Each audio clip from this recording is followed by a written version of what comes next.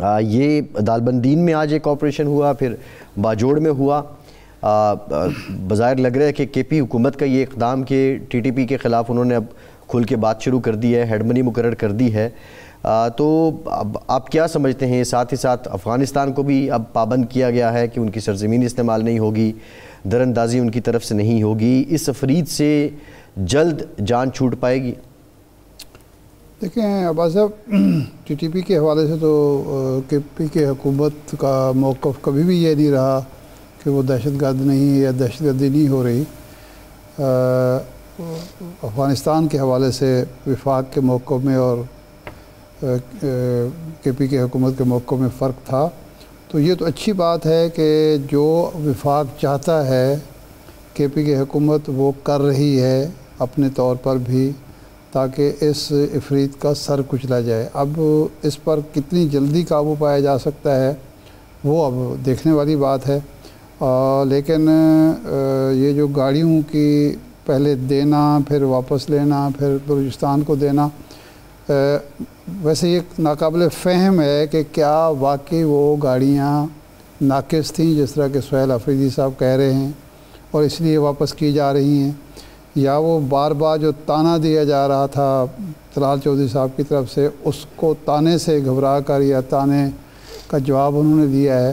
کیونکہ اگر وہ گاڑیاں کے پی کے میں نہیں چل سکتی تھیں یا بیکار تھیں، کارآمد نہیں تھی، تو بلوچستان میں کیسے ہوں؟ طلال صاحب نے تو کہا وہ عالمی معیار کے مطابق ہیں، اور اسی نوعیت کی گاڑیاں 3 پہلے ایف سی کو مل چکی ہیں کے پی کے میں.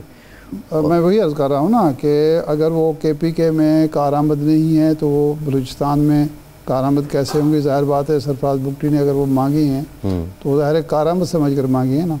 تو میرا خیال ہے اب یہ معاملہ ایسا نہیں ہے جو ٹی وی چینلز پر، اخبارات میں یا میڈیا میں اس پر بحث ہو، بلکہ وفاق اور صوبے کے نمائندوں کو بیٹھ کر معاملات طے کرنے چاہیے کہ جو ایک مشترکہ کاز ہے دہشت گردی کا خاتمہ، اس کے حوالے سے پوائنٹ سکورنگ نہیں ہونی چاہیے، سیاست نہیں ہونی چاہیے، پبلک سٹیٹمنٹس نہیں آنی چاہیے، بلکہ یہ معاملات جو ہیں کمرے میں بیٹھ کے طے کرنے کے ہوتے ہیں اور ان کو طے کر لینا چاہیے. کیونکہ سب سے زیادہ متاثرہ صوبہ جو ہے وہ کے پی کے ہے یا بلوچستان ہے، اس کے بعد خیر باقی صوبے بھی ہوتے ہیں.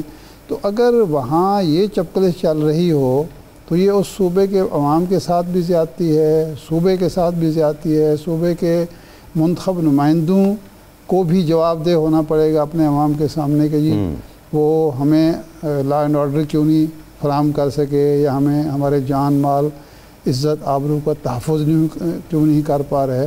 تو جواب دہی کا احساس انہیں ہونا چاہیے، اور مرکز کو بھی اس پہ سیاست نہیں کرنی چاہیے، بلکہ جو صوبے کے عوام کا حق ہے وہ ان کو ملنا چاہیے.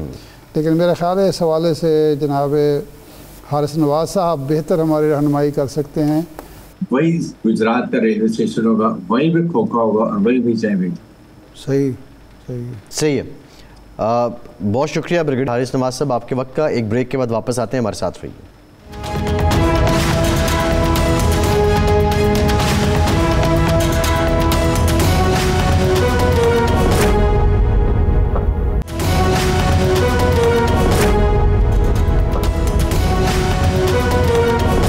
بریک کے بعد ایک بار پھر سے آپ کو خوش آمدید کہیں گے. ارشاد صاحب، غزہ کے معاملے پہ جو انٹرنیشنل میڈیا رپورٹس ہیں اس کے مطابق ایک میڈیکل سٹور پہ اٹیک کیا گیا آج اسرائیلی فورسز کی طرف سے. جو ان کے امداد کی سپلائی تھی اس کو بھی روک دیا گیا ہے. جے ڈی وینس کی نیتن یاہو سے ملاقات بھی ہوئی ہے. پاکستان کے وزیر خارجہ اسحاق ڈار صاحب نے سعودی وزیر خارجہ سے رابطہ کیا ہے. اس صورتحال پہ گفتگو بھی ہوئی ہے. کیا کیونکہ جنگ بندی معاہدہ ہوا، باضابطہ معاہدہ ہوا، اس کی ایک تقریب ہوئی، امریکی صدر اس میں شریک ہوئے، اب اس کے بعد نیتن یاہو کو پھر سے منانے کی کوشش ہو رہی ہے. اپروچ کیا لگ رہی ہے؟ مطلب کیا امریکہ کی بات میں نہیں آ رہا نیتن یاہو؟ نہیں، یہ اگر امریکہ سیریس ہو یا امریکی صدر سنجیدہ ہوں تو وہ آ سکتا ہے، کیوں نہیں آ سکتا. مسئلہ وہی ہے کہ اگر نیتن یاہو 1000% خلاف ہے مسلمانوں کے، فلسطینیوں کے اور حماس کے، تو ٹرمپ 100% ہوگا. یہ مدارج کا فرق ہے.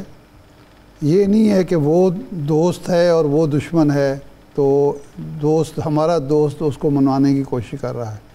وہ بھی میں بار بار یہی بات کہتا ہوں کہ جتنا زور ابھی بھی حماس کے خلاف ہے اور کسی ایک کارروائی پہ، مثال کے طور پر یہ جو ہسپتال پر حملہ ہو جاتا ہے، کیمپ پر حملہ ہو جاتا ہے، امدادی کیمپ پر حملہ ہو جاتا ہے، لوگوں کھانے پینے کے لیے وہ لینے کے لیے بیچارے کھڑے ہوئے ہیں اور ان پر حملہ، کبھی امریکہ نے، امریکی صدر نے، امریکی دفتر خارجہ نے اس کی مذمت کی ہے یا اس کو کہا ہے کہ یہ غلط کیا ہے اسرائیل نے؟ پرابلم یہ ہے. اب اسحاق ڈار صاحب نے جو فون کیا ہے، لازماً انہوں نے سعودی وزیر خارجہ سے کہا ہوگا کہ ہمیں مل جل کر کوئی سوچنا چاہیے، حل ڈھونڈنا چاہیے، امریکہ کو باور کرانا چاہیے کہ بھائی صاحب اگر آپ نے معاہدہ کرایا ہے اور آپ اس کا بار بار دن میں 3 دفعہ اس کا کریڈٹ لیتے ہیں آپ کہ جی میں نے یہ 9ویں جنگ بھی بند کرا دی ہے یا 8ویں کرا دی ہے، 9ویں کرانے لگا ہوں، تو آپ اس کا کوئی ذمہ داری بھی قبول کریں، روکیں بھی صحیح. دیکھیں جب تک اسرائیل کو اسلحہ دینا امریکہ بند نہیں کرتا، اسرائیل کی امداد نہیں روکتا، جنگ بندی میں بنیادی چیز جو ہوتی ہے وہ یہ ہوتی ہے کہ جی دونوں فریقوں کو اسلحہ نہ ملیں. وسائل کتنے؟ وسائل نہ ملیں. تبھی اسرائیل کو تو وسائل مل رہے ہیں، اسلحہ بھی مل رہا ہے، پیسہ بھی مل رہا ہے، اور اسی پر ہی وہ سارا کچھ کر رہا ہے. وہ تو ٹھیک ہے، لیکن اب مسلم کنٹریز کی اپروچ کیا ہونی چاہیے؟ ایک کل بات اور کی ٹرمپ نے، وہ یہ اس نے کہا کہ اب جو یہ مسلم فورسز آئیں گی وہ حماس کو غیر مسلح کریں گی، اور اگر وہ نہ ہوا، اس نے تعاون نہیں کیا تو اس کا خاتمہ کریں گی. یہ بڑی خطرناک بات ہے. یعنی آپ یہ تاثر دنیا کو دینا چاہتے ہیں کہ مسلمانوں کا یا مزاحمت کاروں کا جو مسلمان ہی کریں گے، مسلمان فورسز کریں گے. یعنی آپ اکسا رہے ہیں مسلم عوام کو اپنے حکمرانوں کے خلاف. یہ خطرناک موو ہے. تو میرا خیال ہے یہی بات پاکستان بھی کر رہا ہے، سعودی عرب بھی کر رہا ہوگا، قطر اور ترکی بھی کر رہے ہوں گے، انڈونیشیا بھی کر رہا ہوگا، اور اس کا کوئی نہ کوئی اثر ہونا چاہیے. حل وہی ہے جو میں پہلے دن سے کہہ رہا ہوں کہ جس دن امریکہ نے سنجیدگی سے نیتن یاہو کو کہہ دیا، اسرائیل کو کہہ دیا کہ بس کوئی حملہ نہیں ہوگا اور کوئی چالاکی نہیں ہوگی، کوئی مکاری نہیں ہوگی، آپ نے عمل کرنا ہے ورنہ تمہارے ساتھ اور حماس کے ساتھ یکساں سلوک ہوگا، مساوی سلوک ہوگا، اس دن جنگ بند ہو جائے گی اور معاملہ ٹھیک ہو جائیں گے. اس کے علاوہ کوئی حل نہیں ہے. اب یہ ہم پر ہے، مسلم ممالک پر، کہ وہ امریکہ کو کتنا دباؤ میں لا سکتے ہیں. یہی میرا نقطہ ہے. دیکھیں ایک تو 40 ممالک ہیں، پھر 8 کنٹریز وہ ہیں، 4 ان میں سے وہ ہیں کہ جنہوں نے اس معاہدے کو انڈوز کیا تھا. اب یہ معاہدہ ہو گیا، باضابطہ تقریب ہوئی، سب ساری دنیا کے سامنے ہے. لیکن نیو نارمل ہے کیا؟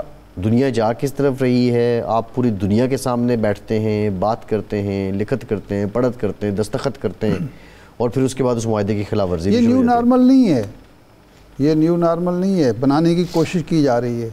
اگر کوئی شخص، کوئی حکمران، کوئی حکومت، کوئی ریاست یہ سمجھتی ہے کہ ظلم کو وہ قابل قبول بنا دے گی یا وہ نیو نارمل کر دے گئے کہ ٹھیک ہے جی ایک ملک جو ہے یا ایک جتھا جو ہے وہ ظلم کرتا رہے گا اور دوسرے سہتے رہیں گے اور ہم خاموش رہیں گے، تو ایسا ہوتا نہیں ہے. یہ قانون قدرت کے خلاف ہے.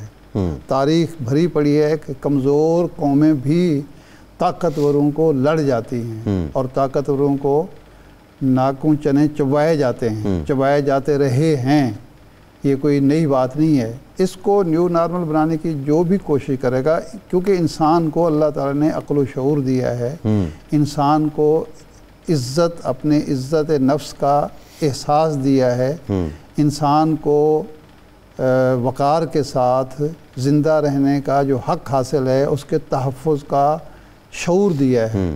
تو یہ توقع کرنا کہ چند حکمران یا چند ممالک جو ہیں وہ ظلم کرتے رہیں گے اور باقی ساری اربوں انسان جو ہیں وہ سہتے رہیں گے، یہ جو یورپ میں لوگ کھڑے ہوئے یا امریکہ میں لوگ کھڑے ہوئے ظلم کے خلاف کھڑے ہوئے، ان کو ادروائز حماس سے یا فلسطینیوں سے کیا ہمدردی ہو سکتی ہے؟ میرا سوال یہ بھی ہے، نہ ان کی ہمسائیگی، نہ ان کی رشتہ داری، نہ ان کے کاروبار مشترکہ، نہ ان کا مذہب مشترکہ، نہ کوئی اور انسانیت مشترکہ چیز تھی نا۔ دیکھیں اس میں اب ایک ریئیکشن تو آیا، یہ سمجھتا ہے ٹرمپ یا اس کے حواری یہ سمجھتے ہیں کہ یہ سب کچھ ہوتا رہے گا اور دنیا سہتی رہے گی اور یہ نیو ورلڈ آرڈر ہے، تو ایسا نہیں چلے گا۔ آپ دیکھیں نا کتنے سال یہ جب سوویت یونین کا خاتمہ ہوا تو امریکہ میں جشن منائے گئے کہ لیں جی اب ہم نیو ورلڈ آرڈر لائیں گے، یہی کہا تھا نا بش نے، پہلے ریگن نے کہا، پھر بش نے کہا، پھر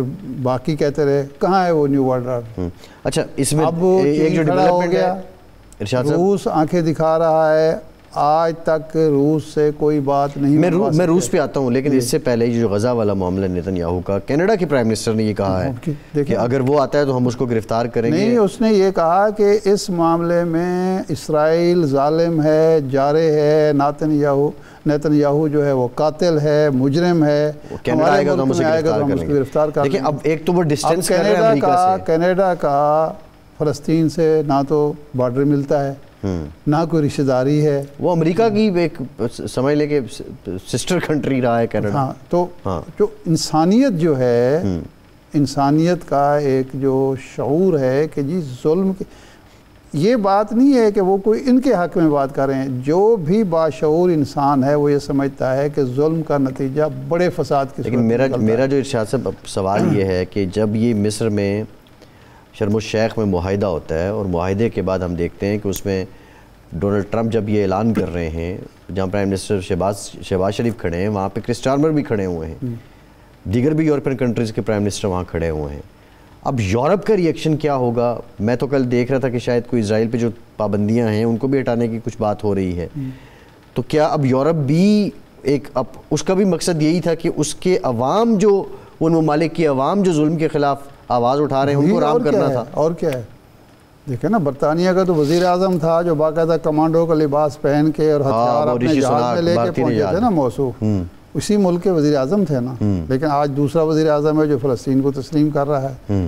تو اس کا مطلب یہ ہے کہ وہ جو عوام کا اجتماعی شعور ہے، انسان کا اجتماعی شعور ہے، وہ ظلم کو برداشت نہیں کر رہا، اور اگر یہ ظلم کا نظام چلانے کی کوشش کرے گا، خواہ وہ ٹرمپ کرے گا یا امریکہ کرے گا یا نیتن یاہو کے زیر اثر کوئی اور کرے گا، تو وہ بھی مٹ جائے گا، وہ بھی زیادہ عرصہ برقرار نہیں رہے گا۔ یہ ہماری دنیا کی تاریخ ہے، ایسے بڑے بڑے ظالم آئے اور بالآخر ناکام نامراد ہو کے چلے گئے، اور تاریخ میں ان کا جو نام ہے وہ ناکام لوگوں میں ہے، نامراد لوگوں میں۔ آپ رشیا کا ذکر کر رہے تھے، پیوٹن ٹرمپ ملاقات منسوخ ہو گئی ہے، جی کیا زیلنسکی نہیں مان رہا؟